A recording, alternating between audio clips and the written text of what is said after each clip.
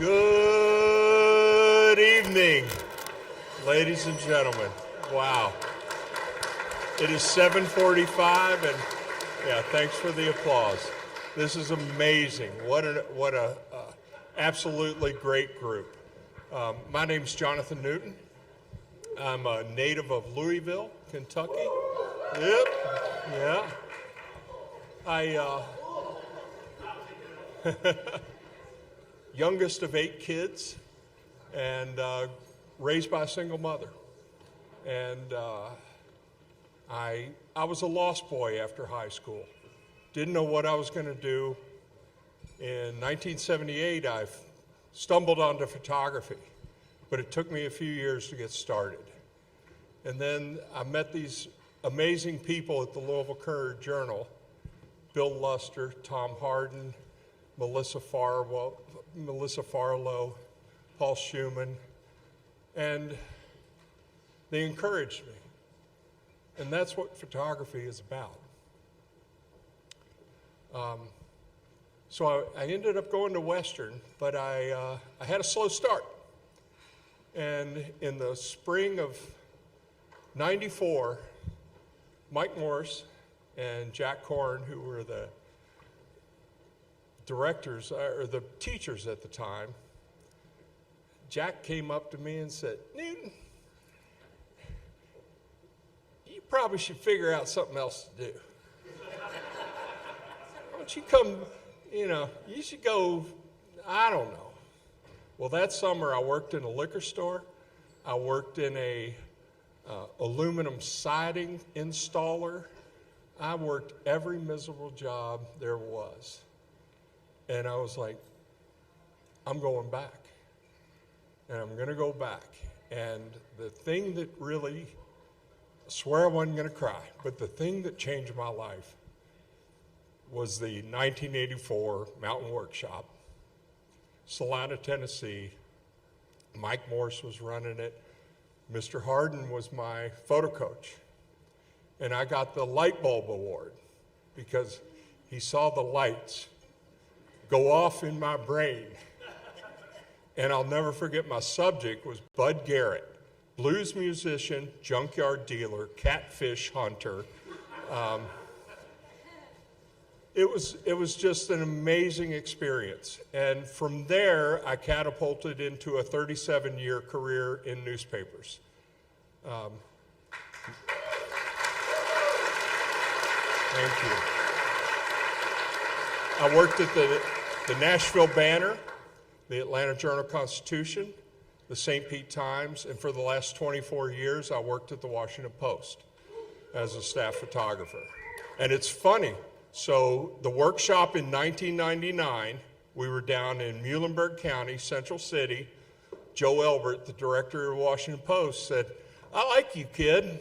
I got an opening next year. I want you to apply for it." And it's those moments at workshop that change the trajectory of your life. And so for all you new students, who are our participants for this year? Please stand up. All you shooters.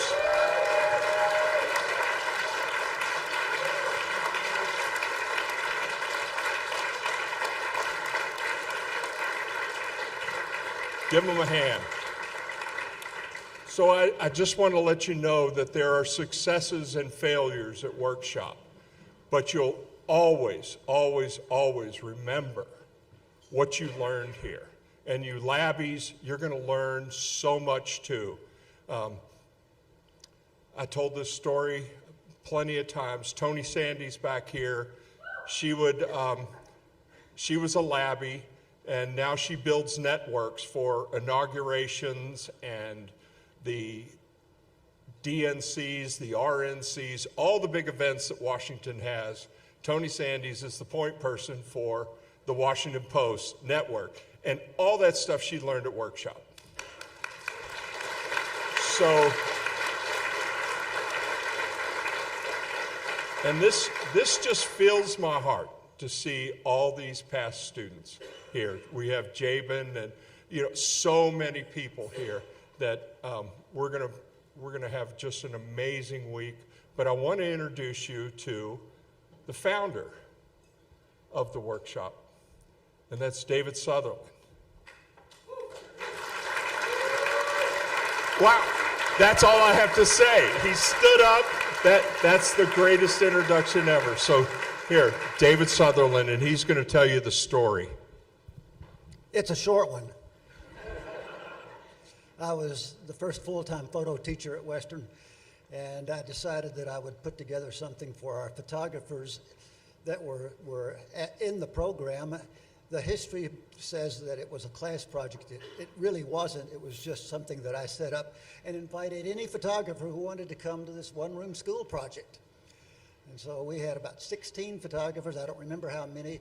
We did one photographer at each remaining one-room school in Kentucky, and we had more students than we had schools in Kentucky, so we went down into Tennessee and got some. Now, I take absolutely no credit for being the founder of the workshop. It was just a project that we created and did it. And then the next year, Jack did the Main Street project, and then the year after that, they did the Land Between the Lakes, and after that, Mike Morse took control of the whole thing and made it into a real workshop. So I don't mean to tell you that I don't think I played some small role, but it was pretty small. Mike took it and turned it into the beginnings of this gargantuan thing it has become. For how many years? And, yep. And then when Mike retired, James, where are you? Yep. James Kinney took over, and he's done it for the last 19 years. And so, and then with Tim Brokema and Jeannie and Jonathan and others that, I'm sorry, I may forget some other people who have been really long-term. They are the ones who made this workshop. So I want to give you Mike Morse, who was at the founding of the workshop.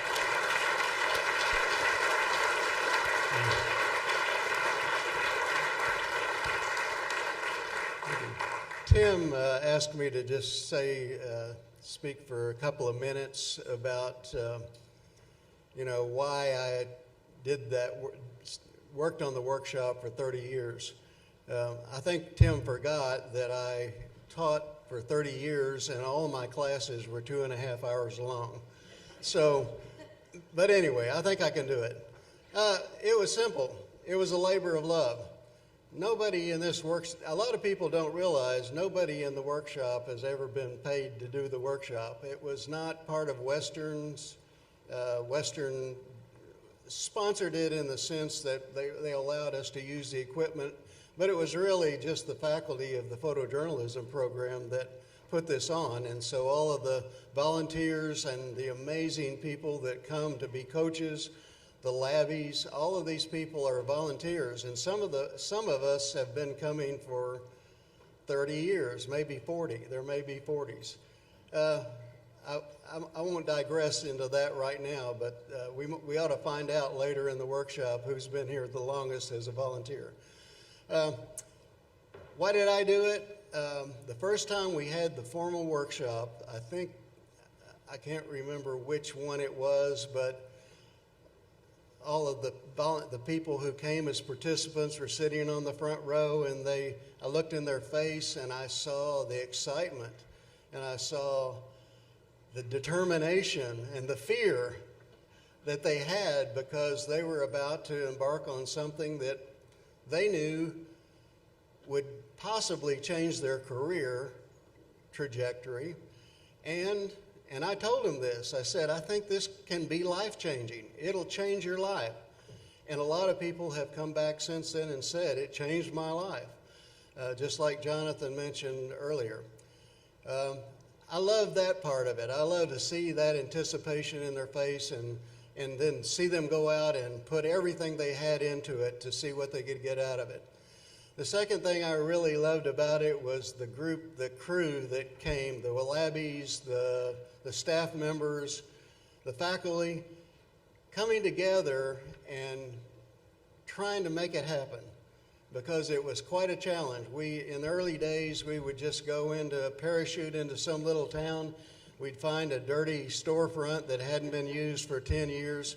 We'd start sweeping. We'd clean out the sinks and try to get it so that it was habitable. And we'd have the workshop there, somebody's basement. We did it in basements. We did it in barns. We did it in a Boy Scout camp where there were no windows in the whole place. It was just open air. And we were using computers at that time, the first time for computers, as a matter of fact. So that was... Oh, and the sewer line, of course, clogged, and other things. But that's typical. What you don't see is what happens behind the scenes to make this all happen. Computers running into the night. We're all sitting in the room like this at 3 in the morning, and Lynn Warren is reciting Dr. Seuss books that she's memorized while we're waiting for the computer to do that and that and that and finally process all those images. So we get past these things little by little, and we've overcome most of them, and it's a real pleasure to be able to overcome all those odds and make it happen. So I love that. I just think that's a challenge and a lot of fun. And then finally, I just love think about it. I had a license to call anybody in the country and say, hey, you want to have some fun and come and do the mountain workshop with us this year? And they would say yes. I'm talking about the photographer of the year. I'm talking about the Pulitzer winner from that year. I'm talking about, people that have had, 50-year careers and are at the top of their profession would come and just really have a great time and tell everybody else. And so then others would come. And I got to be friends with those people, and I got to learn from them. So that's pretty much my story. Is my 2 minutes up? Okay. All right. Thank you. You can talk all night, brother. You can talk all night. Oh, David has 1 point. I should have pointed out that one of the students at that first one-room schoolhouse project is here. David Frank was one of my students. That's amazing. So in the 50 years, there's only been 2 workshop directors. So you heard from Mike, you heard from David, and now, ladies and gentlemen, put your hands together for the workshop director for the last 20 years, James Kinney.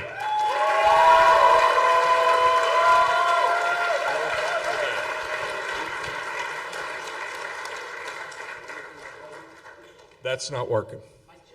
Hey, can you turn the podium mic on, please? Well, that's okay. I can use it. Okay, here we go. There you go. Here we go. Here we go. Welcome, everybody.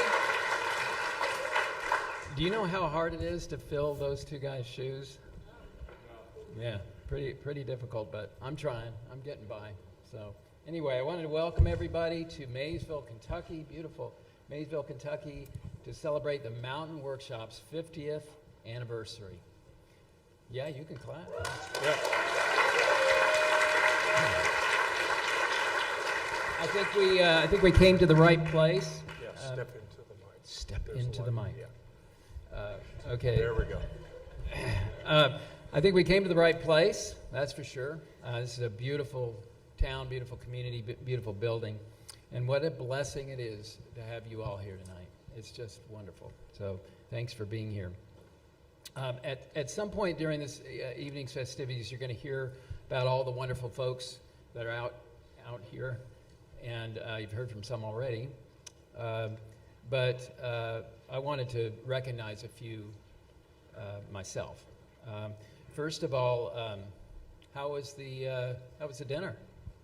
Good? Yay! Well, we need to praise the cooks, DeShay's Catering. Thank you so much for being here. Did anyone have any spirits? As Yes. in bourbon? That was courtesy of the Old Pogue Distillery supplied our spirits tonight. So I want to thank them as well. Yeah. I have a couple of bosses here, so I'm a little nervous. Dean Terrence Brown is here from Potter. He's WKU's Dean of Potter College in Arts and Letters, and Ron DeMars, Director of the School of Media and Communication, is here.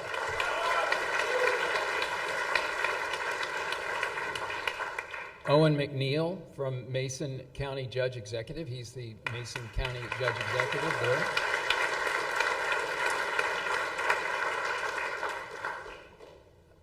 Is Caitlin here? I know.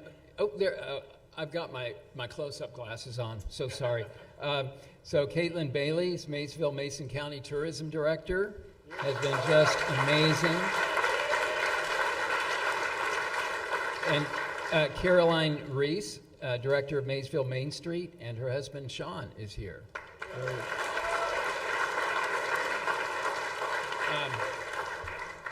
You both have been just amazing running around here like the rest of us. We might hire you for future workshops.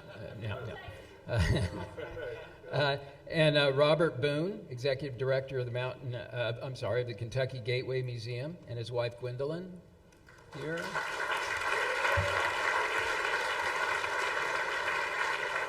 So more to come on that front. When I was thinking about what I wanted to say tonight, it occurred to me that the word mountain in mountain workshops has a lot of significance. Never really thought about it before. Not only in terms of the Kentucky mountains, from which the workshops is named, but for the symbolism and seemingly powerful hypnotic effect mountains have on the human spirit. So consider some of these examples. We'll start at the beginning here. Genesis reveals that God created mountains on the third day, and it seems like they've been beckoning humankind to climb them ever since. After all, Abraham climbed a mountain with his son Isaac to have a very serious talk with God. Moses ascended Mount Sinai twice, once to fetch the Ten Commandments, a second time to replace the tablets he broke. And of course, Jesus gave us words to live by in the Sermon on the Mount. Closer to earth, American author Anita Diamant is credited with saying that mountains are where heaven and earth meet. Now, in the heat of the moment of the mountain workshops, I'm not sure heaven is how I describe it, but I have heard many a person we've documented in these sacred hills of the Commonwealth describe their home in Kentucky as their little piece of heaven. Throughout history, a lot of folks have paid homage to the mountains, and I have a few quotes to share with you. That even though they weren't written with the mountain workshops in mind, they certainly bear a close resemblance to our own visual educational mission over the past 50 years. So John Muir was a naturalist, considered father of the national park system. He said, "Wherever we go in the mountains, we find more than what we seek." He also said, "Into the mountains, I go to lose my mind and find my soul." Now, back in the day, when we started to lose our minds at the mountain workshops, our director, who you just heard from, Mike Morse, would have us give a howl to the mountains to relieve stress. And it seemed to do the trick. So there might be more on that a little later on. Sir Edmund Hillary, first to ascend the summit of Mount Everest. He actually, that was in 1953, but he lived into the digital age. I didn't realize that. And he said, "There is no Wi-Fi in the mountains, but you'll find no better connection." We'd like to think that the Mountain Workshops has made a connection with both those who have come from all over the world to document Kentucky and with the incredible communities we have served. J.R.R. Tolkien wrote in The Lord of the Rings, he loved the mountains, or he had loved the thought of them, marching on the edge of stories brought from far away. We love the mountain because people often come from far away to tell the local stories about our old Kentucky home. And then in his last speech, before his assassination, Martin Luther King challenged us with the worthiest of mountain visions when he entreated people of all races to join him at the mountaintop overlooking the Promised Land. And then there was American statesman John Wanamaker. He said, "One may walk over the highest mountain, one step at a time." Wise words, though I prefer the similar words of wisdom from my friend and colleague, Jack Korn, who would proclaim in his Tennessee twang, "James, the journey of 1,000 miles begins with the first step." Sorry, Jack. Sorry about that. But we certainly miss you. I think filmmaker Karen Kusama sums up the rigor and reward of the mountain quite nicely in her words. "There's no glory in climbing a mountain if all you want to do is get to the top. It's experiencing the climb itself. In all its moments of revelation, heartbreak, and fatigue, that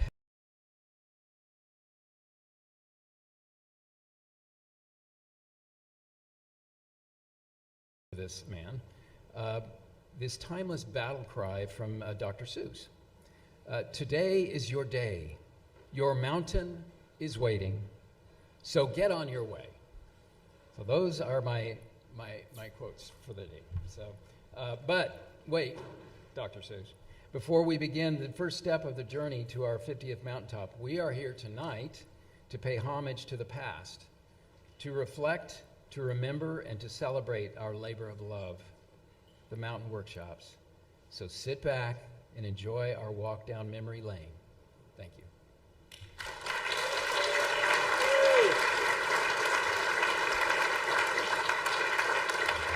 Now, you haven't gotten rid of me yet. Sorry about that. Yeah. I'm doing the next section here, which is, the mountain over the years has come up with some of its own famous sayings or words, or at least wise words. Since we're visual people, I thought we would represent these words in some past t-shirts.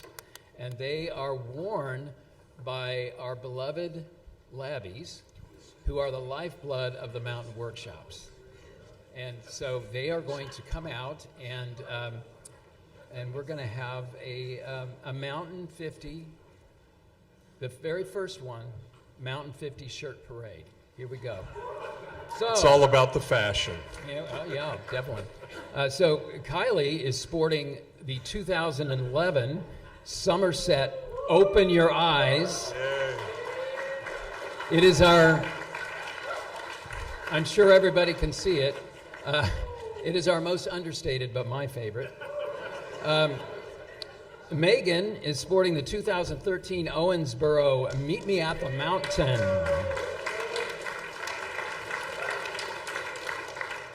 Everett at 2014 Berea Mountain Dew.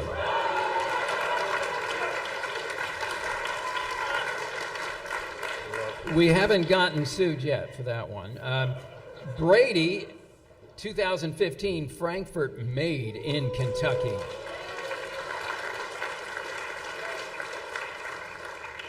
Bella, 2016 Paducah. Mountain, y'all. Natalie, 2017 Moorhead. The mountains are calling. That's another John. That's a John Muir reference there. 2018, that's Eli sporting Mount Sterling.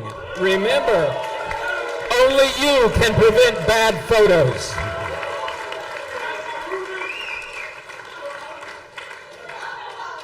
Now, Izzy, 2018 Mount Sterling. Remember. Peace, love, Oh, I'm sorry, Cynthiana. I got messed up. 2019 Cynthiana, Peace, Love, Mountain. I love that. Lauren, 2020. This was our pandemic special, Mountain Remote. your image here.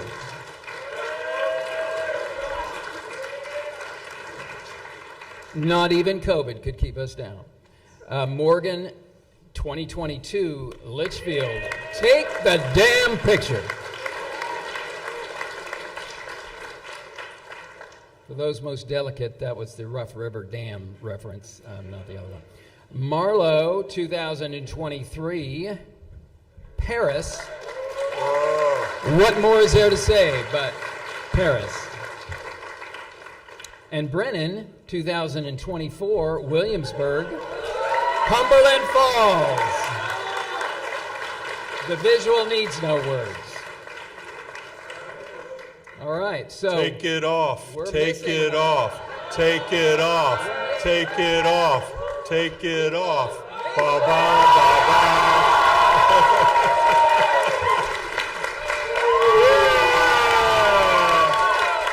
Woo. Outstanding. Go to the middle. Go to the middle and take a bow. Take a bow. Yay! That's amazing. So now, ladies and gentlemen, the first workshopper, David Frank. Can I use that mic? Yes.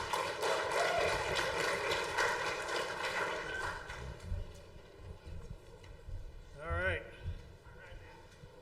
So, my name is David Frank, and I'm going to say a little bit about Jack. Before I do, though, I want to introduce a couple of special guests we have here tonight. Jack's daughter, Rosemarie, and her husband, Bobby, are here at the front table. Would you all please stand up?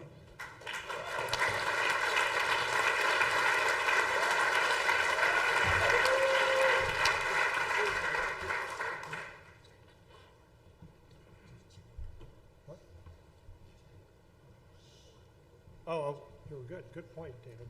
I'll get there. And over across from them is Jack Corns. I didn't give his last name.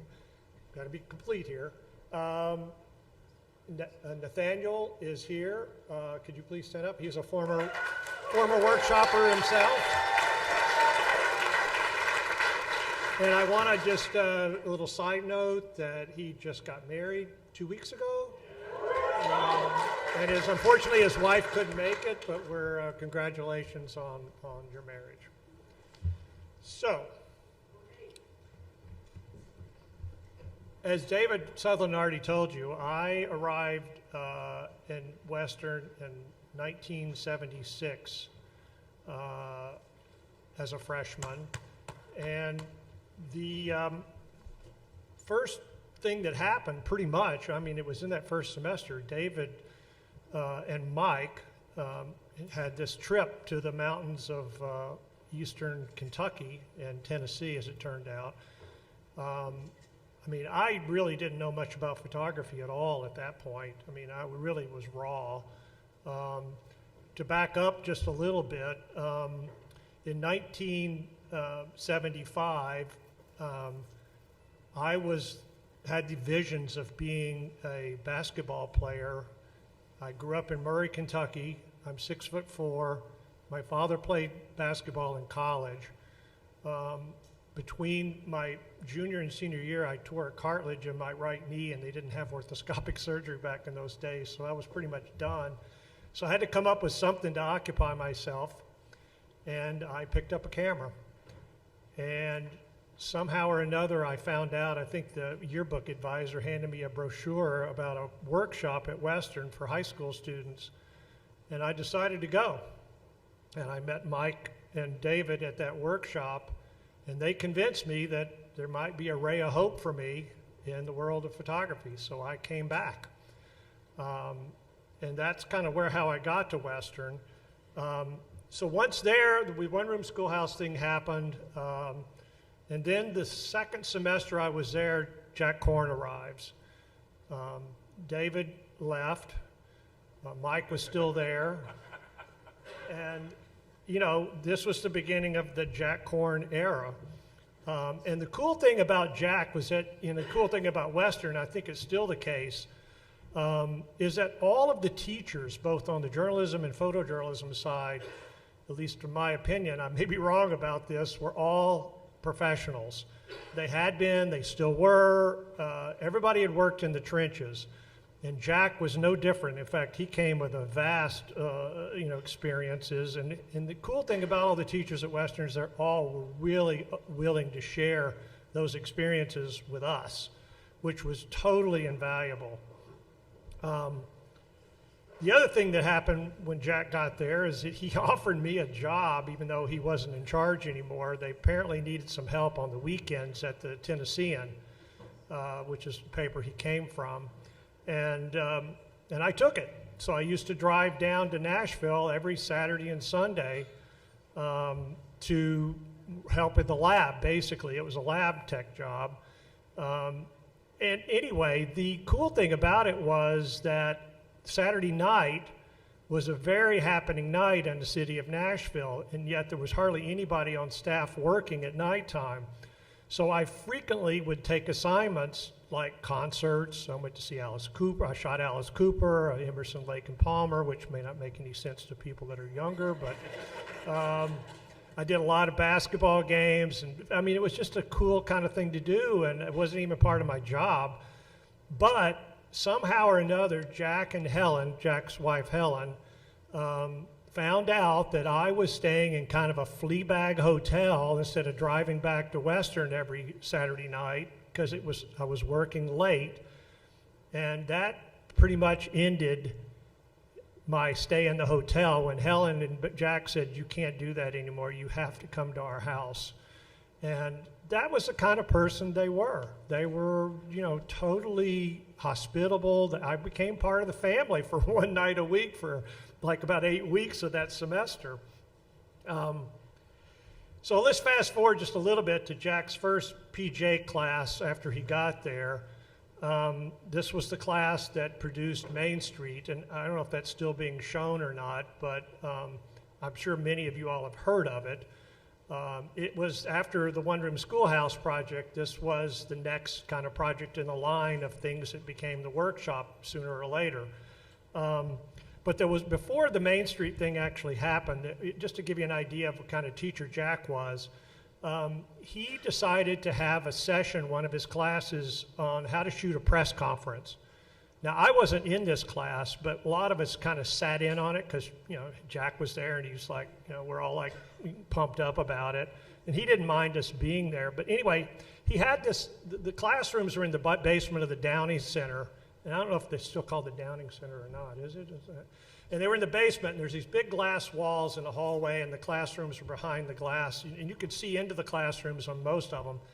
And he had the chair, the desks were all set up and like they normally were. And off to the side, like here, he had a podium and he had lights set up.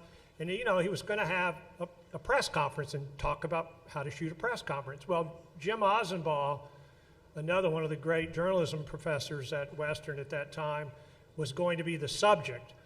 And so all the students were in the class, they were at their desks, they were all told to bring their cameras, which they should have been doing anyway. But and so literally before Jack even said much of anything, he had us, several of us, the younger photographers with Mr. Ozenbaugh, come down that hallway unannounced. He had on a hat. We were shooting with flashes just for effect down the hallway, and he was making all kinds of racket coming down that hallway, and the students really weren't sure what was going on. He barged into the room, ran up to the podium with us blocking the way, and said a couple of sentences, some profound statement, and then ran out of the room. And I'm telling you, the jaws in that classroom were on the floor, because I don't think a single student in that class made that picture. And the lesson, which you can probably tell before I get there, is that you've always got to be ready. And none of the students were ready that night. I mean, it was a really interesting lesson, and that was it. They didn't come back in. That was the press conference lesson. And it happened in a flash. And I'm telling you, that lesson stuck with me for years and still does. In fact, an interesting sidebar was that Jim Burton, who was in that class, photographer, and I and a couple of other, Mark Lyons might have been with us on this trip. I can't remember. Mark, are you still here? I don't know if Mark's still here. But anyway, we went to a football game at Murray State a few weeks after this happened. And we were shooting the Western Murray State football game. And, you know, Murray State has, or had, I don't know if you still do, had a thoroughbred horse. We're in that region of the country, it makes sense. They were called the thoroughbreds, or racers, I guess they are now. And they had a jockey that rode this thing, and every time they scored, this horse and the jockey would ride around the track. And so they scored a couple of times, and you know, we didn't care anything about what Murray was doing, you know, it was like, what difference does it make? But Jim kept following, making pictures of this crazy horse and this jockey riding around the track, and we were thinking, why are you bothering with that? And lo and behold, after one of the scores, this horse trips and falls, and the jockey goes flying, and Jim is going bing, bing, bing, bing, bing, bing, bing. And we're all like, oh, you gotta be kidding me. And Jim just turned to us and said, you know what Jack said, you always gotta be ready. And that stuck with me forever. So I was in the second of the PJ classes that did Land Between the Lakes. And the great thing about Land Between the Lakes versus the first two was that it was it was the first time that we did a remote setup. We went to the Land Between the Lakes, which is, you know, a distance from Bowling Green, and we had, you know, film processing, and we had professional photographers and editors come as coaches. So you can see the progression, as we talked about earlier, of where we started and kind of where we were heading at that point. I would describe Jack Korn, if somebody were to ask me, having been a parent myself, I would say that the best way to describe him was tough love. He always told you what he thought without sugarcoating it. But at the same time, you always knew that he really cared about what you were doing.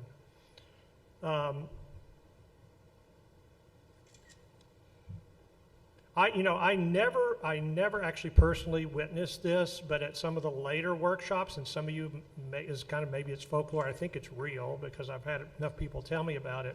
To give you an idea what kind of a person Jack was, he would bring, if you weren't performing up to his standards or what he thought your standards should be, he apparently would bring a stack of McDonald's applications. Yeah.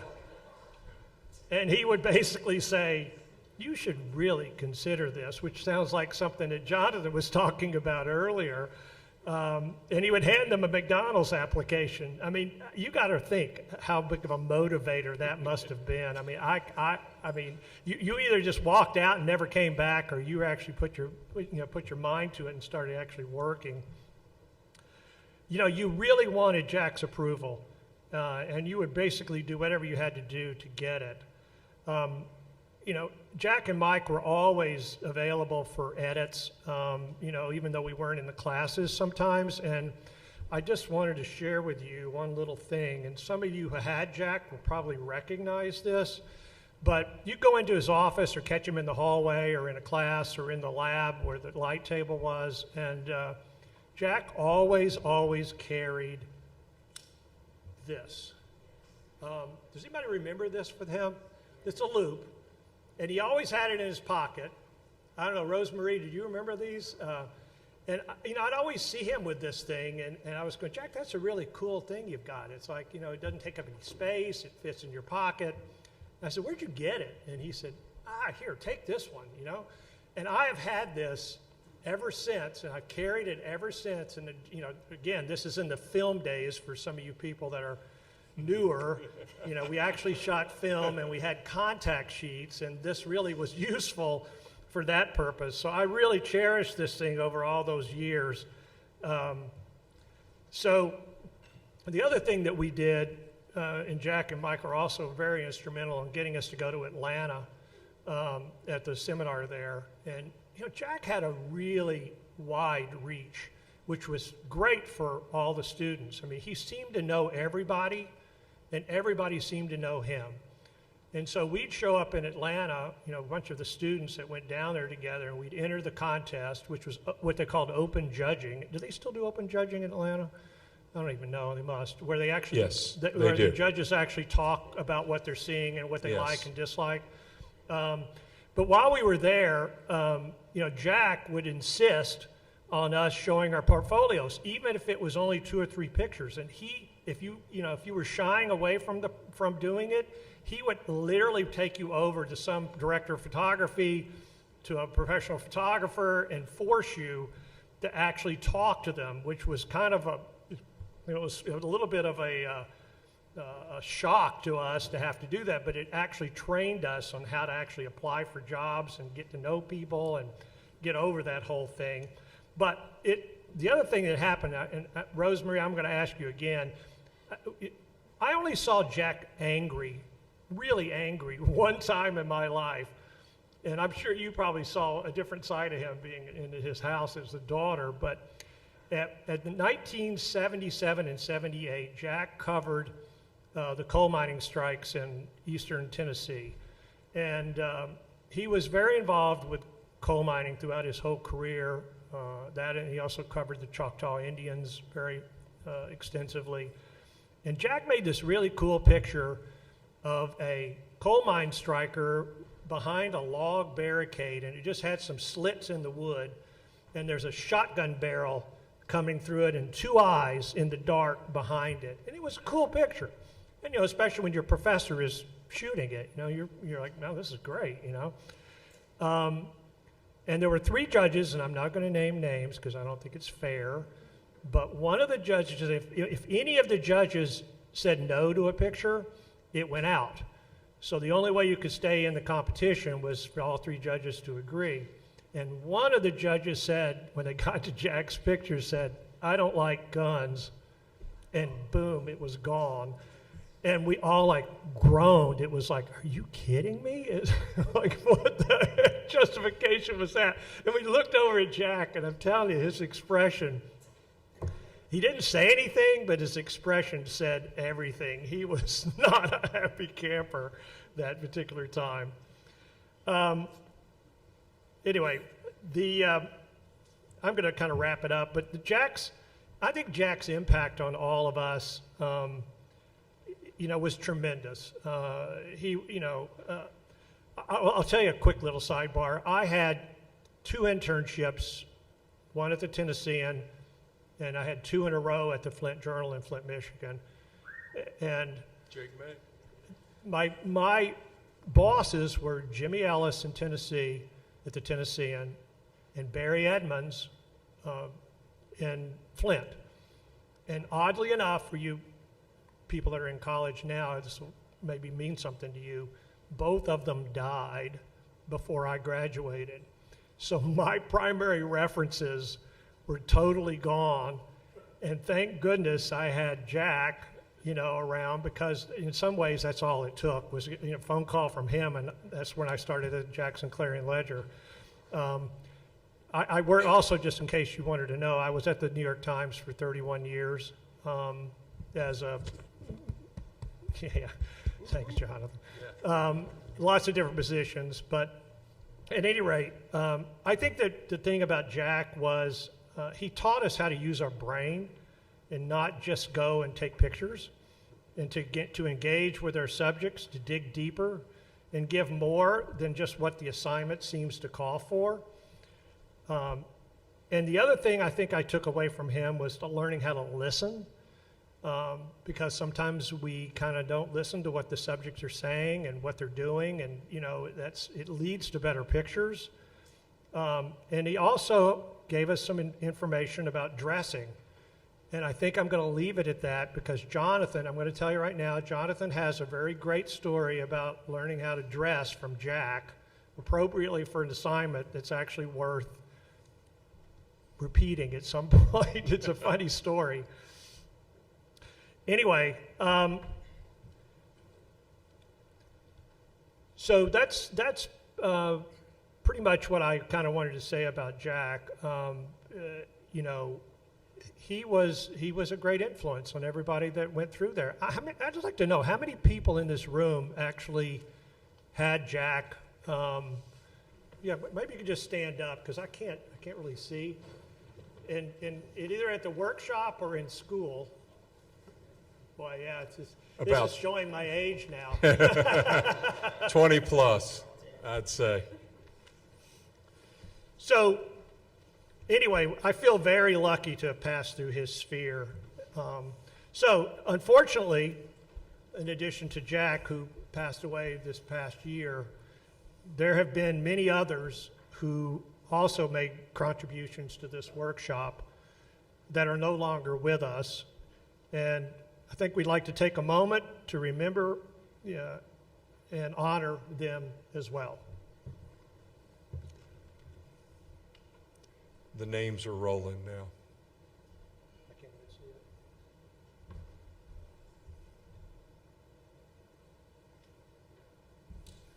Let's hear a round of applause for all our dearly departed.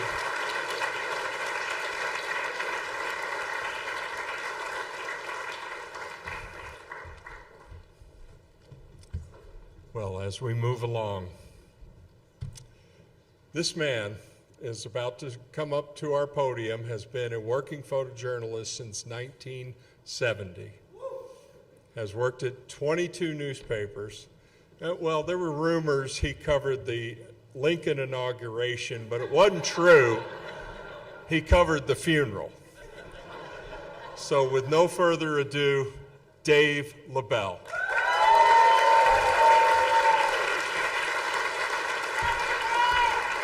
Which mic? It's probably going to be easier, yeah, if I do this right here. There's a contact sheet. Quick, grab it. Yeah.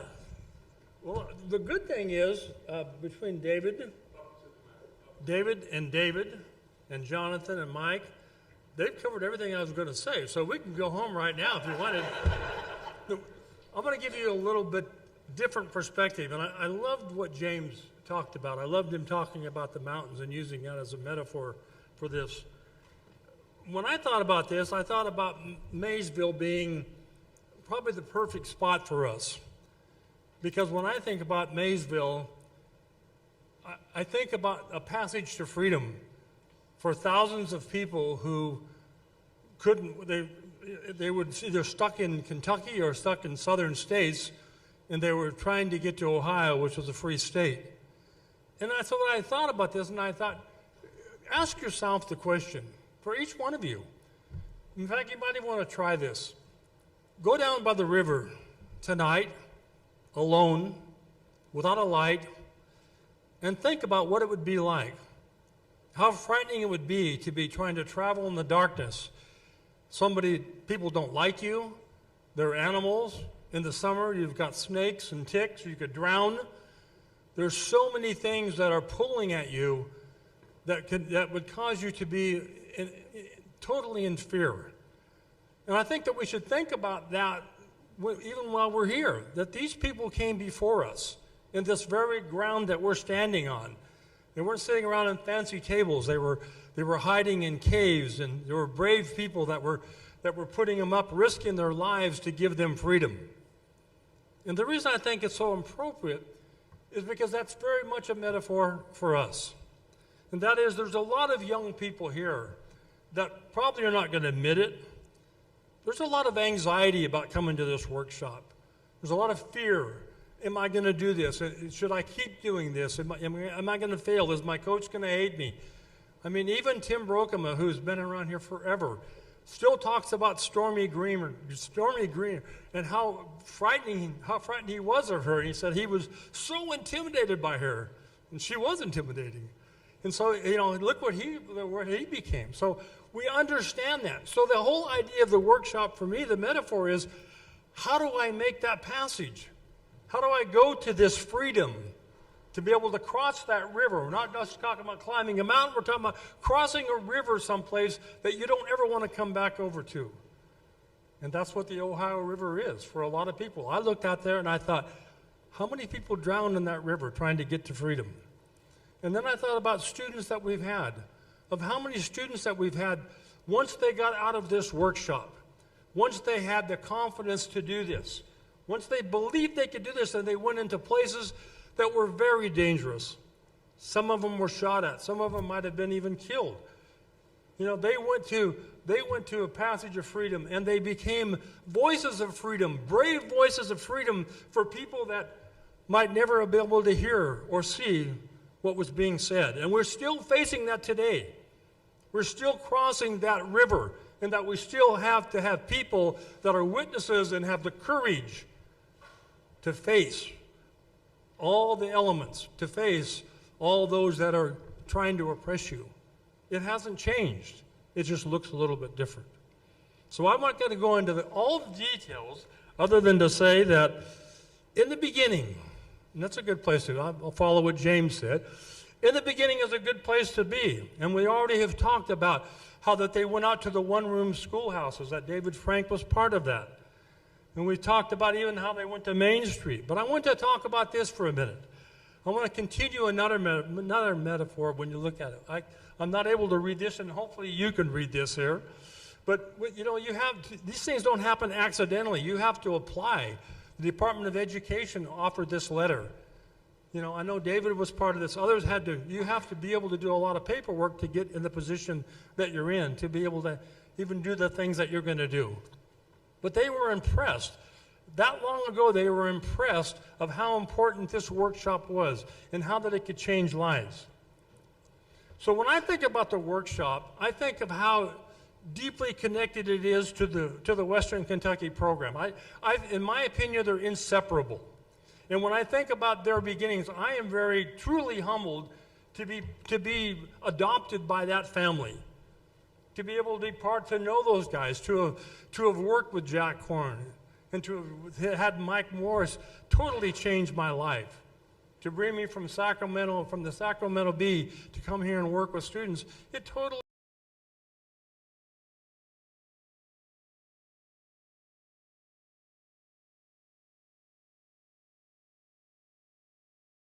around his kitchen table, and they were talking about how do we build a program that builds opportunities for people, and they did. And not only did they plan this, they decided they were going to plant a garden, and they planted a garden, and the seeds were photo seeds, and they brought in all of these workers. Those workers came in. They brought in people like Tom Harden and Bill Luster, and these people would come in and they would help people, and so they kept growing this garden. They kept trying to make it a better place, and it grew, and they were very protective of their garden. They didn't want anybody tearing up their garden. They had enough fights sometimes with administration. There were so many people opposed to letting that garden grow that they had to keep valiantly fighting it. And you know what? It kept growing, and it kept growing. And it got better, and it got better, and it got larger. And it finally went all over the world. It went beyond Kentucky. So that people, or the students that came to this workshop, went all over the world and told the stories of the world. And they became witnesses for the world. What a great garden.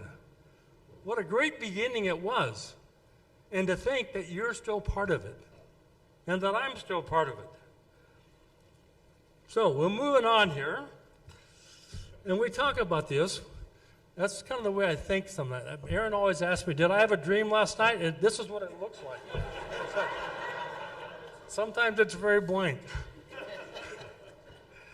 So, anyway, they did the main, Mike did the main street, and Jack helped them, and I guess, and they did a variety of things to give people the skills that they were going to need. All right, we're going to move, Tim. Thank you. Since I can't see that. We've already talked about the one-room schoolhouses. By now, they've been demolished. Let's keep going. You know, let's go. Yeah, but they were kind of cool. I just wrote a story about the one-room schoolhouses in Oregon. There were a lot of them up there in Oregon and Washington as well. But these were cool places. This is before, you know, the internet, cell phones, school shootings, all the stuff that we understand now. David thinks those are his pictures, but then he's a little older, so you know.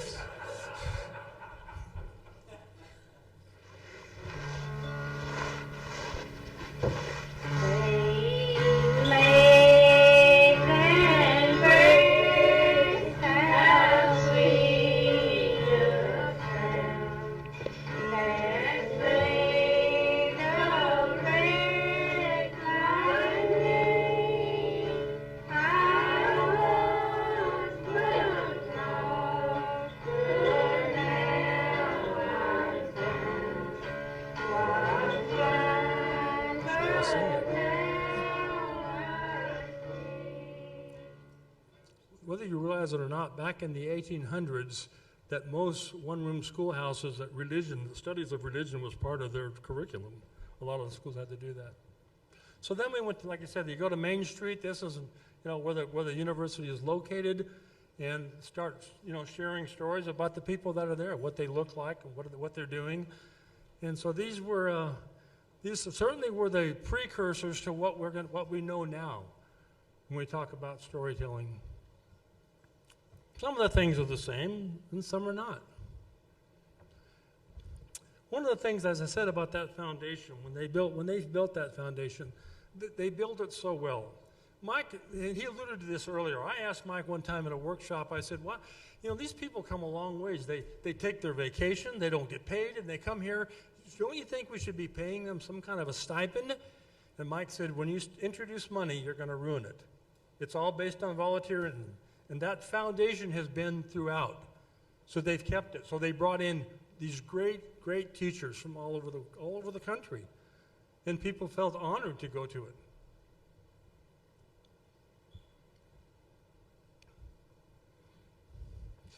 When we talk about the workshop, I love the saying that there's no place like home. Remember Dorothy said that. There's no place like home, because when you talk about home means different things to different people. But home is about, it can be a place. It's about rivers. It's about mountains. It's about people that you know. It's about people that care about you. Remember Cheers? They used to say that Cheers was good because everybody knows your name. In most of the small towns that we go to, the life is different than it is. When you get away from the interstate, life is very different. It moves more slowly. You know your neighbors. And this produces a lot of different kinds of images when you do this. This is just a few of these. It's a beautiful place. Greg Lovett was up quite early this morning, and he was doing the drone pictures. Beautiful stuff already. And he's over 40, and he still takes pictures. I know he's. Well, I mean 40 years, not 40 inches. He's over 40. Anyway. Sorry about that. Lovett knows I love him. Yeah, he's a great guy. So one of the things about this that I think is so cool is that you get these great faces. And I love the quote that said that there's no greater landscape than the human face. And that is true when you start looking at it. And boy, you get to see a lot of faces. They don't all look alike. They're unique. And, we hope that in a lot of these photographs that we're doing, we hope that people have faces. We hope it's not all from the back. We hope that everything that you shoot isn't a drive-by shooting. We hope that you're involved in people's lives. Nice faces. And look at the families. There are places that people are not very close in families, but most of these communities, they are. They work together. They work in different environments. If you come from California, it doesn't look like this for the most part. The work looks different. Here you have doctors, and you have lawyers, and you have people working tobacco, and you've got beauticians. You've got a little bit of everything. It's actually a visual smorgasbord when you go to some of these small towns.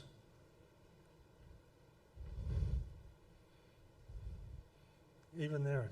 My friend Kurt Chandler, who died 2 years ago, shot this, and it was a place that was very intimidating, and he wasn't sure he was going to get out of there without being shot, but he decided he would do it anyway. Kurt was a great guy. So when you think about community, when you think about your community, the whole idea is that you have something in common, something that you all care about. And these communities, faith is so important. And there are different expressions of faith. Every community, you'll have that. One of the quickest ways to get into the community is to go to church with somebody. And that way they invite you into their home, or go into their families. When you go home with people, you see them in a way that you never see them on the street. And that's what we do in this workshop. We build a relationship with somebody that allows you to go into their homes and become a part of their lives for a short period of time. And football, sports is a big thing here, just as there are a lot of animals are important here too. But sports is a big deal. A football game here, if you're a football player in a small town, man, you are Joe Cool at the water fountain. I mean, it's a cool thing to be, you know. I love this. Let's see that girl of mine, she's standing in the door. Shoes and stockings in her hand, her feet all over the floor.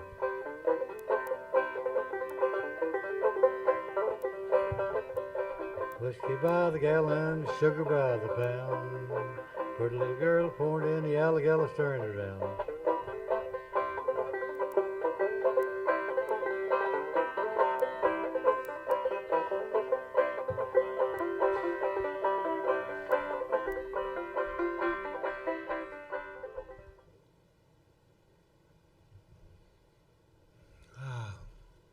So we think about the way that we learn, particularly you students, the way that you learn, it's different than being in a classroom. You learn by doing. You learn by being there. You learn by learning trust. Can you imagine that someone's going to let you photograph them having a baby if you hadn't built trust with them? Trust is such a gift. It's something that they give us. We go in there and we talk to them and we invest some time in them, and in turn they give us the gift. They give us the gift of saying, I'm going to let you see me, and I'm going to let you, when I'm living, when I'm being born, and when I die, I'm going to let you witness that and be part of that. That's not an easy thing, folks. There's a lot of workshops, but there's very few workshops that learn how to build a relationship with people that gives you the access like this, and that you will build this kind of trust. It's not granted, it's earned. That you're able to see things behind the scenes, somebody being incarcerated, that you're there and you're able to watch this kind of a moment. These are real life moments. It's not Hollywood. It's the way people live, and that the way they are.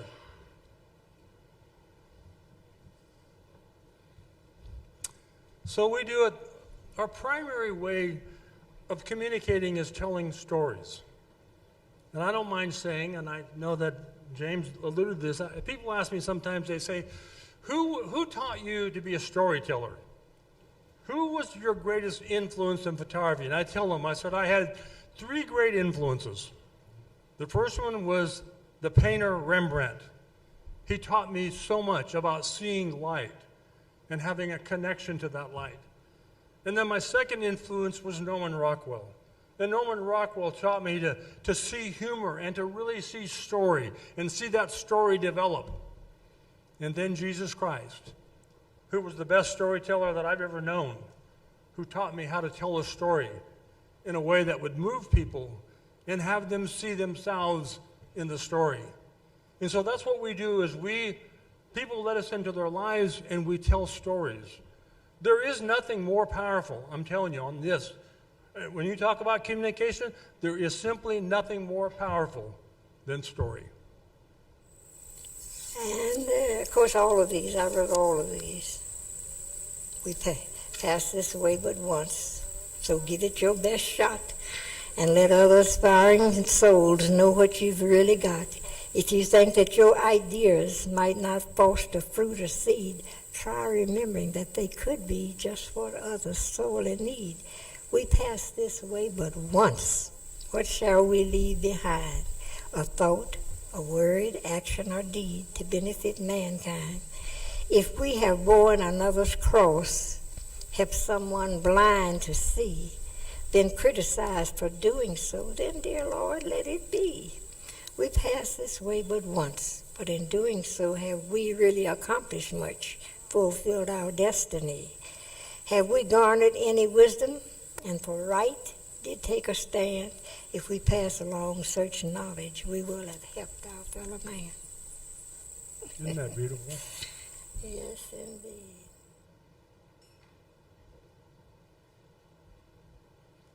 I loved Alberta.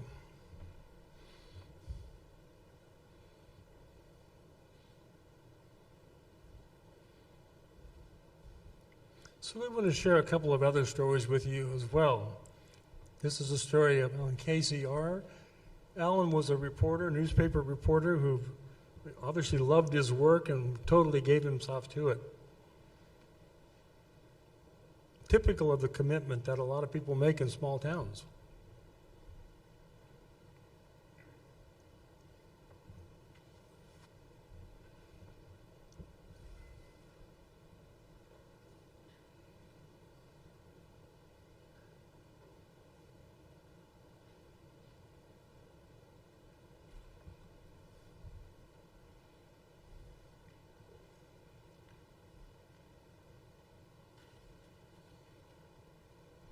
Tim Brokema didn't really want me to share this, and I don't mind embarrassing him a little bit, but he said, I'm not going to tell you what you can and can't show, so you go ahead if you're going to insist on doing it. I said, I am. I think it's important. I think it was unusual to have a female police officer back then, and I thought Tim did a pretty good job with limited access.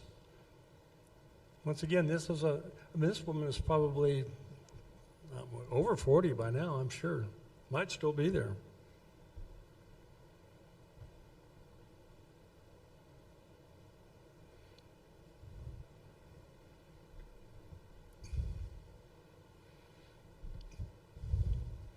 These are just samples of the many, many, many stories you can imagine how we've done. In 50 years, times about, 15 every year? And then here's Rosa. Rosa, she's, what another beautiful lady. Where's this song from? Did you write this? Or are I'm these sorry? words from the Bible or the two? Well, no, I just got this song.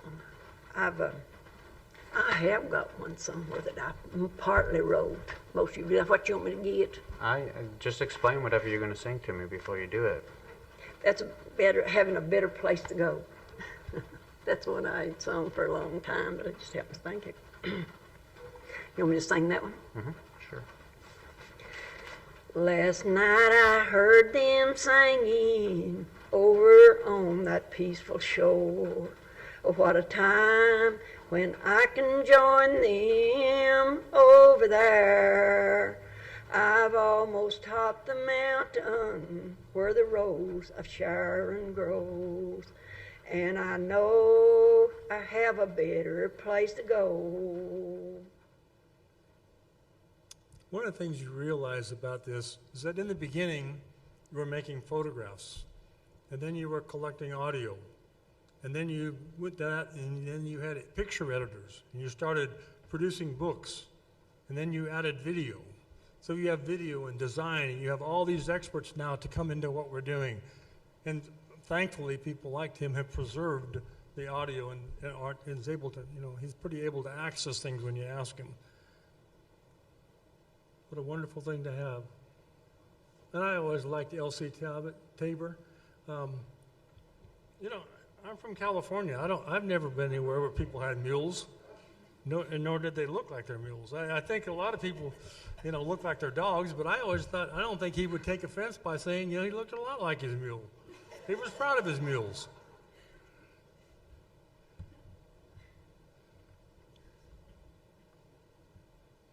When I came from California, there were a lot of things that were different, that looked very different. Even though I was raised in the country, I was raised along a creek, there were still some traditions here. We didn't raise tobacco. We probably smoked it sometime, but we didn't raise it. And then when you get here, everybody had what they called a backer base or tobacco base. There were a lot of things that were very surprising that I loved. So how does this change our lives? How did we already had, Jonathan started off with a tear-jerking story about how that he was a nobody and now he became somebody famous and rich. He's filthy rich. But he's very good. He has a big house on a lake. I mean, you can come visit him sometime in Virginia. Anyway, so Jonathan was very successful here, as others were, and their lives were changed. My life was changed. The coaches' lives are changed.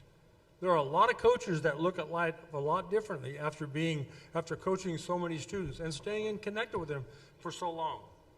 I just think it's there's Scott Pennell. I don't know if Scott made it here or not. We thought he might be here. Scott was always one of them fun. I thought he was going to be a model. I'm not sure, but he was a lot of fun.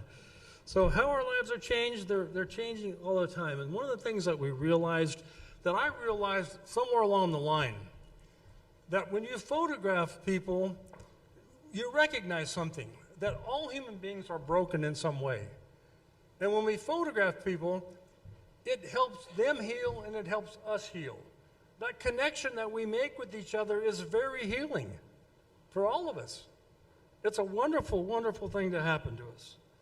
So I'm going to sort of end this with just saying a couple of things. First of all, we don't talk much about Tim Brokema. This is his 40th year. 40 years he's been here. Now,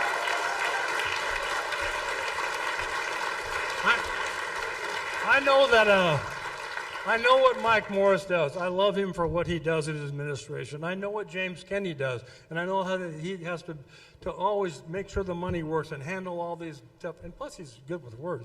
But you know what? There's always somebody there who doesn't talk a lot about themselves, who doesn't brag, who really makes the machine work. Tim Brokema makes the machine work. And I want to tell you, I don't mind telling you one. I had to write a letter of reference for Tim many years ago. I'm not sure what job it was, if it was Chicago or where he was going, but he asked would I write a letter of recommendation. And it's still my favorite recommendation ever. And the first line says, if I'm ever on an airplane and the pilot or pilots die, I hope Tim Brokema is on that plane because he'll figure out how to land it. And I've always felt that was true, that he's done it.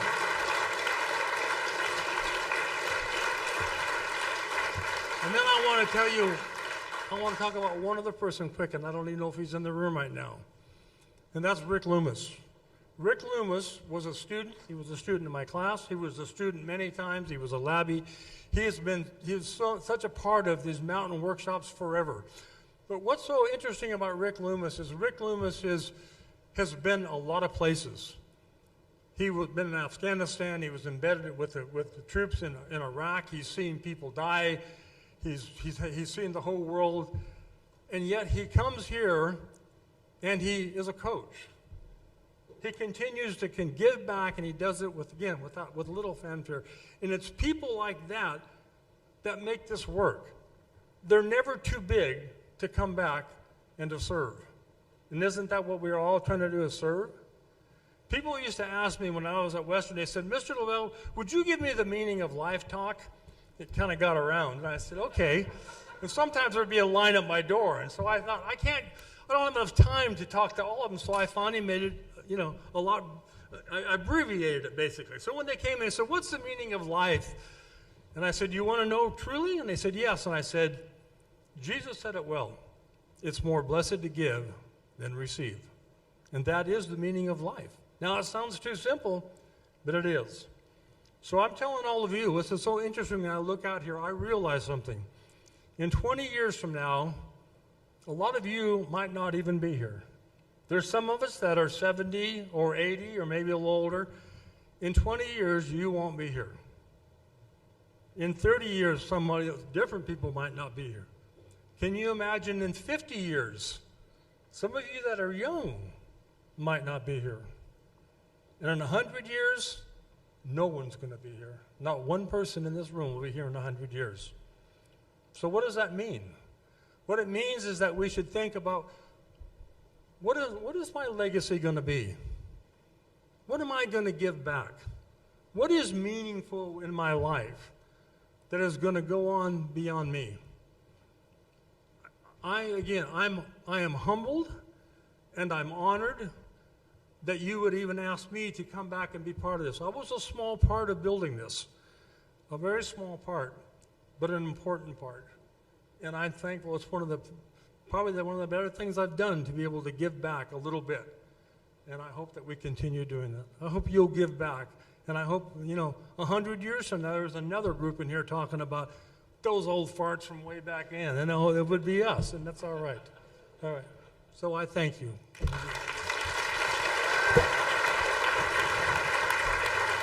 If there's one thing that connects us all as human beings across time or place, it's story. Between the Ohio and the Tennessee and the Cumberland and the Mississippi, the sunrises last forever and the sunsets last just as long. Mountain Workshops helps participants to hone their ability to tell that story It's a little piece of heaven. and to shine a light on something that is true. There's a feeling of the Delta, but a feeling of the hills. And those two things in America make for one beautiful place.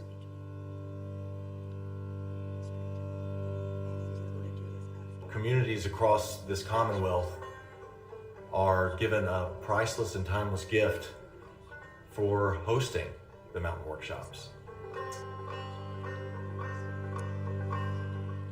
Barefoot dancing on the old brick road where the Tennessee River meets the Ohio. I'm gonna put down the old banjo and swing that pretty girl down the shore. In my case, when mountain workshops came to Paducah, they did a vignette that helped to frame my dad's fight with blood cancer during a critical stage. And although he lost that fight ultimately, his wise words that were captured by the mountain workshops forever ring in my ears, just from 2 minutes of documentation. I enjoy every minute as it's going on. Some of them are not pleasant, but that's part of the mosaic of experiences, time, and place that we are in as human beings. And those words continue to reinvigorate me in times of trouble and self-doubt. The story has become a cherished heirloom for my family, one that we revisit often. And it's something that holds him present with us in a way.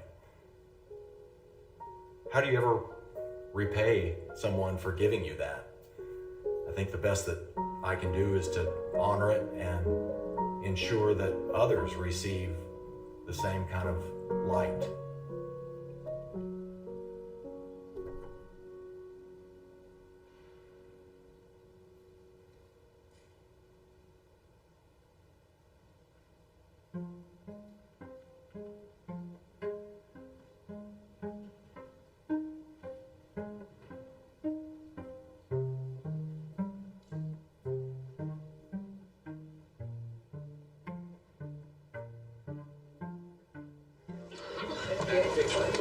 It's an invasion. Over 24 photographers are in Russell County, Kentucky, here to capture the character of this county on film and learn what being a photographer is all about.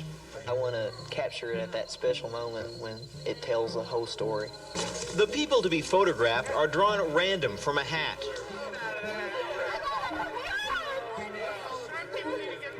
We're not interested in the veneer of life as much as we are, the heart of life. So in purely practical terms, right, you're going to get a slip of paper with somebody's name on it, maybe an address, maybe a phone number, a little synopsis of a story concept. The only way to do it, the only way to make it work is to just be a person. Hi, Mrs. Freeman. This is Lauren Clifton. Hi, can I talk to Tammy, please? Hi, Miss Speed. My name is Rebecca Barnett. I'm part of the Photojournalism workshop in Murray this week. Professionals from all around the world take a week unpaid to take part in this fellowship, in this tradition of local nonfiction storytelling. That's a nice feature picture. I've just never seen anything like it, and I've never felt anything like it. We've really gotten into people's lives. We've gotten these intimate moments. It's really this unparalleled documentary of Kentucky life.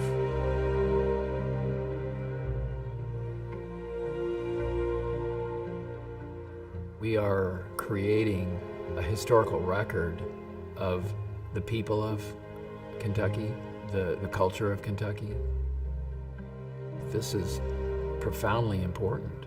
And to have a collection that's been doing that for nearly 50 years, it is one of a kind.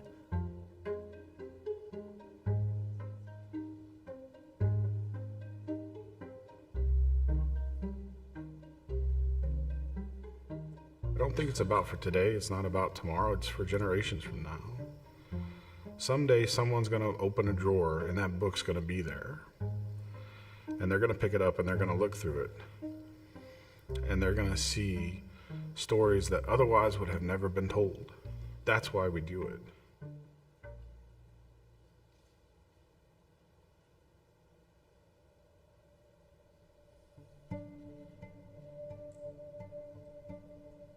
So it was 1976. There were only, I think, 11 one-room schoolhouses left in Kentucky and Tennessee. They were being closed as quickly as possible. David Sutherland and I were teaching photojournalism at Western Kentucky University. David wanted to take our students and go over and document those schools.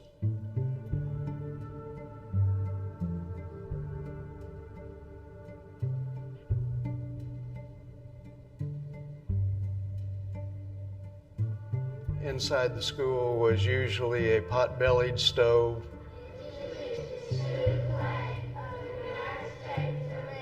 one teacher. It was just made for photography. We saw the worth in it right away. We knew that we were going to continue to do that kind of project.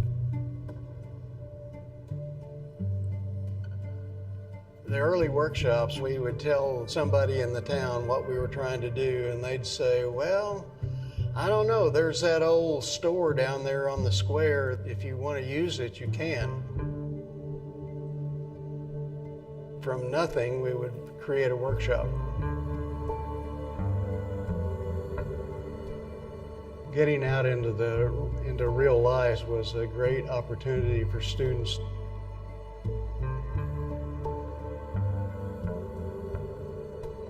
I got letters from people saying, this has changed my life. And I thought, how could you ever quit doing this? This is amazing.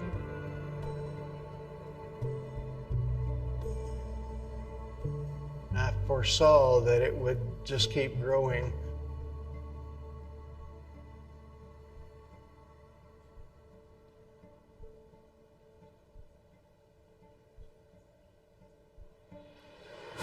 Test, test. Okay, we're ready to start. If everybody will grab a seat, we'll get this show on the road. In the first days, it was Western students only, but we started needing more and more people to help pull it off. I think we've got an extraordinary faculty. I think we ought to give them a big old cheer. Some people would say what we do at the workshop is crazy. We come into an empty space, a different space every year that has different challenges. I wonder what the temperature is in this place in the evenings. This one echoes, man, if that place was open over there. Go ahead and walk because it'll give a sense of space of what size you are. We set it up and run it for a few days and then tear it down. It's an adventure, just doing the setup to get it ready for everybody to show up. Brian, what happened today? We try to make chicken salad, we try to make lemonade. We made whole lunch by the time we get this thing figured out. We all, play off each other to find solutions, but it's a good time. We're gonna be here until like 2 in the morning. Mountain workshops. Yeah. It's just a ragtag bunch of people trying to make things work. Nothing goes as planned. We're not going to a fire. Let's just slow down a little bit. Jonathan Newton, he always gave this analogy. You put a locomotive on the top of a mountain, and right now at noon we push it over the mountain, but the problem is there's no tracks laid.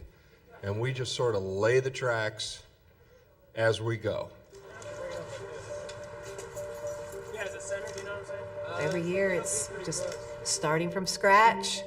It's a new county, it's a new set of people, and it's my job to find that cast. And I guess after taking care of him and watching after him, I just developed a sense that I wanted to help people, I guess. Hi, Jerry! And it might be some similar themes. It might still be the farmers, it might still be the teachers, but, I'll pick up on little things like, I couldn't do this without my daughter. And so then it becomes about relationships. And when I start getting that chemistry, I know I've got some good stories. I'll just end with a name. Ruby Hinchy. Ruby Hinchy was my story subject in 1997, and we kept in touch until the day that she died. These people will change your lives. They're amazing people. They will stay in your heart, and have a great time with us. Have a great experience with your workshop and your story. 5, 4, 3, 2, 1.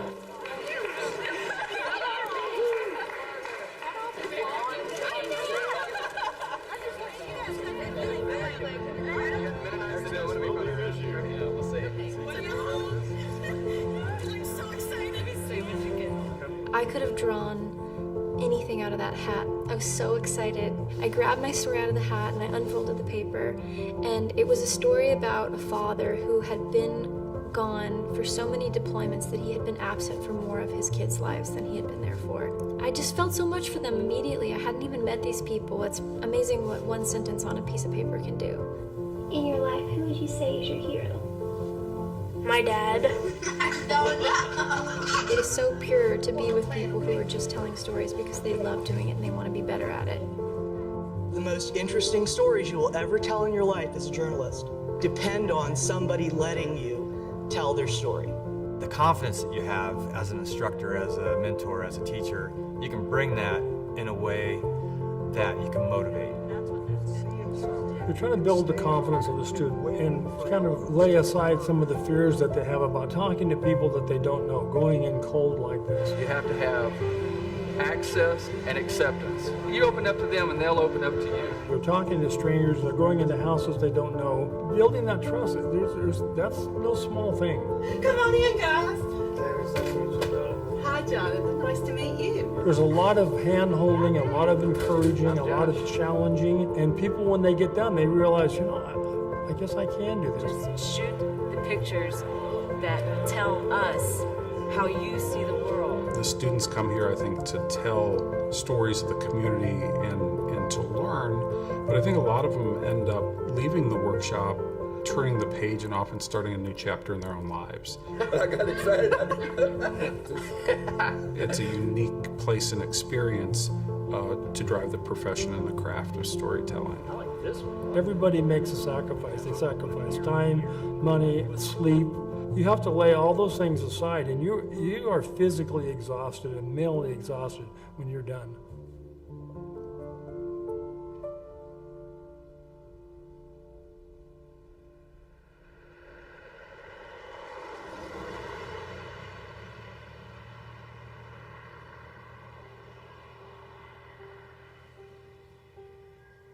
You know, to think of how much history has been captured 1 week at a time for 50 years, it's pretty phenomenal.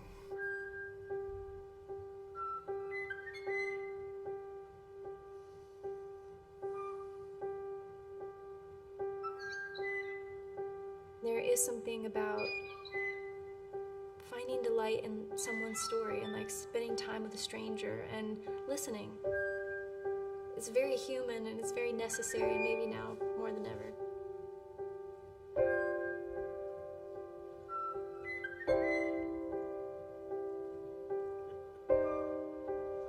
This has to be the only state in the country that has had 50 small towns documented by a huge team of extremely enthusiastic people whose sole mission is to learn how to tell stories well. That is so special.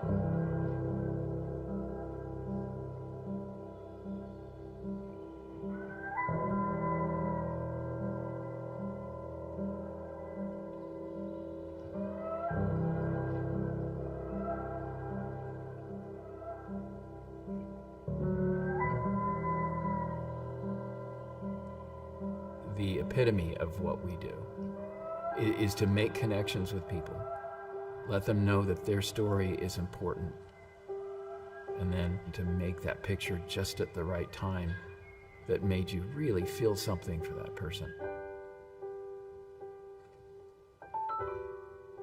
That's what it's all about.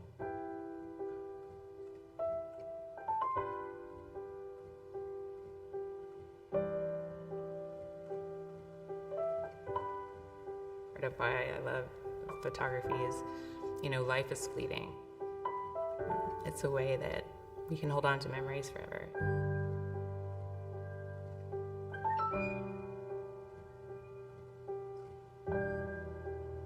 The Mountain Workshop is a mirror of that community. It gives them back themselves. It shows them who they are.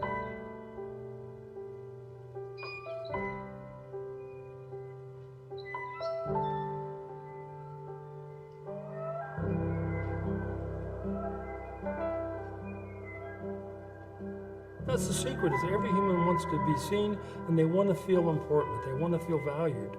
And that's what we do.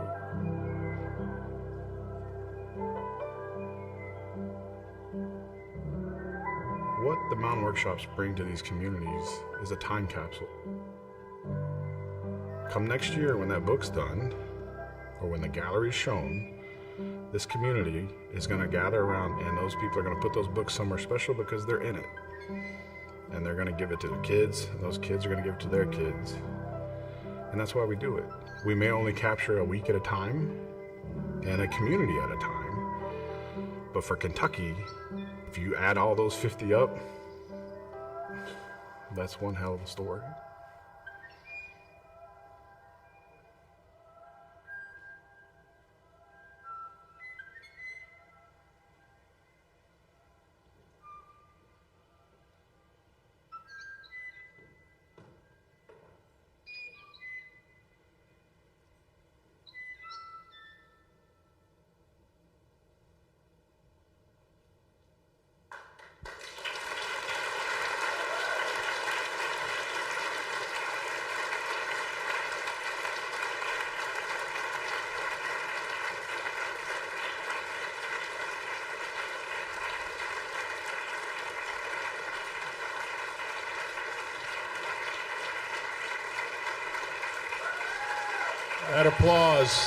That applause for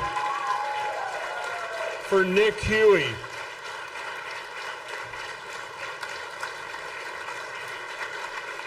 This is amazing.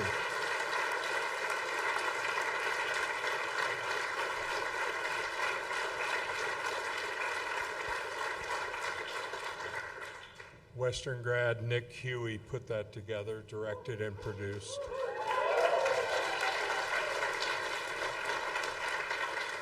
So we passed this way but once. Now we're going to pass through Maysville. And there's so many people to thank, the behind the scenes, the labbies, everybody involved, everybody that's volunteered, all the people that have traveled here. And so thank you, thank you, thank you. And Tom Eblin is our writing coach, has been since what year? 95. Since 95. We're gonna thank a lot of people here. One thing, if you're gonna speak, never follow a Dave LaBelle sermon and a Nick Huey film. Just saying. Wow, wasn't that inspirational though? That was really something. So I fell in love with journalism and photojournalism at that same high school publications workshop where I met Dave Frank in 1995.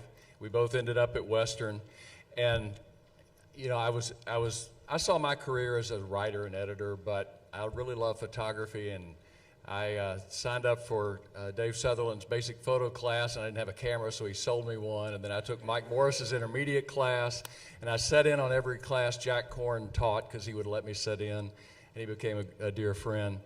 And I always was jealous that year that I couldn't go to the mountain workshop because I was a writer, not a photographer. So 20 years later, when they decided they needed writing coaches if they're going to put out a book, Harry Allen called me up, and I was here, and I've been here almost every year for the last 30 years.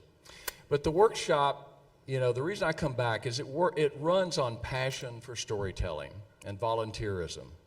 That, you know, Mike was right. It's the volunteerism, the key to it, because some of the best professional photojournalists and visual storytellers from all over the country come here to give their time and talent to the next generation. But even with all that volunteerism, you know, it takes money to put on the mountain workshops. Western Kentucky University is an important sponsor, so are our corporate sponsors. They play a big role. Companies like Sony, Canon, Tamron, and in previous years, Nikon. We get huge support from our host communities, and Maysville, I tell you, may have set a new standard for that.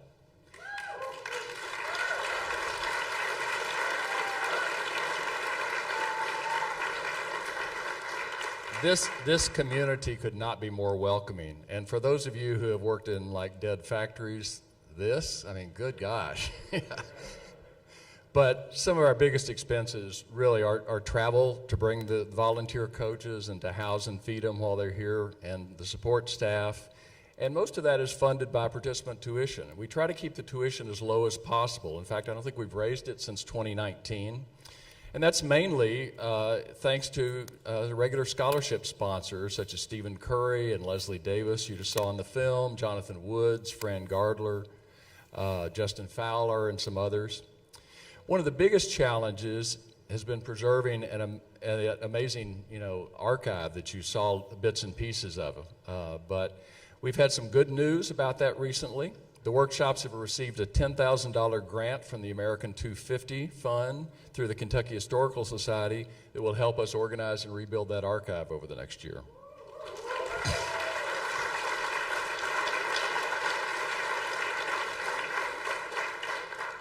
The one thing, as a former newspaper managing editor, I appreciate is really good, wise money management. And the people who run this workshop, from Mike Morris all the way down to James Kinney, have always made a dollar go a long way. And they run a tight ship. But, one thing we realize is that to keep this workshop going for another half century and to keep the tuition affordable, we need to have some serious philanthropy. So a new fund's been created through the College Heights Foundation for your tax-deductible contributions to help cover annual workshop expenses. There's also a new Mountain Workshop Vision Endowment Fund to make sure that this workshop can keep going well into the future. And I have some really good news about a major donor who is jump-starting this new endowment fund in a big way. David Sutherland, one of the founders you met here, over the next 2 years is going to donate $100,000.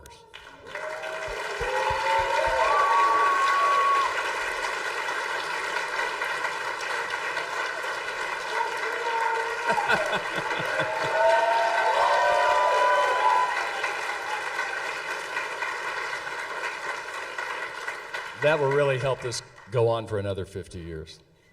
But this isn't just an effort for big gifts. It needs small gifts too, like the money that many of you all chipped in tonight to help pay for the dinner for every WKU student. That's where that came from.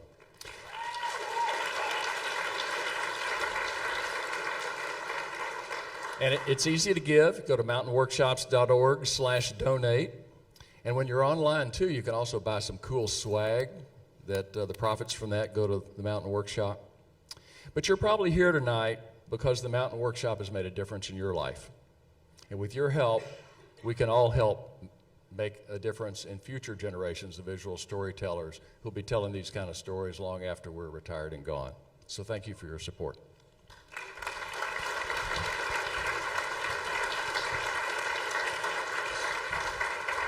So this is the main room for the workshop that's starting at 8 a.m. So once this is over, you can't stay here. Labbies are waiting to turn this into the workshop workspace. So Hemingway's, just around the corner on 2nd Street, 10 East 2nd Street, has opened their doors for us tonight, and they are waiting for us to arrive. And so Hemingway's Bar right on 2nd Street. But, you don't have to go home, but you can't stay here. So we pass this way but once, and so we pass our ways out. Good night, everybody.